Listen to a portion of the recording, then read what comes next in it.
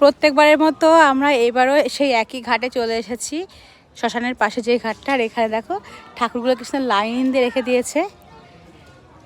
যাবৎকাল যা ঠাকুরের পুজো হয়েছে, লক্ষ্মী সরস্বতী সব লাইন দিয়ে রেখেছে। আর এখানে ওই যে চলে এসেছি আমরা একদম। কই আমাদের সব লোকজন কই? ওখানে কি করছে? আর এখানে কি হচ্ছে? হোমযজ্ঞ হচ্ছে। স্নান করব তো তার আগে দেখাই তোমাদেরকে, এখানে একটা হোমযজ্ঞ হচ্ছে আর সবাই এখানে চেঞ্জ করতে এসছে মনে হয়।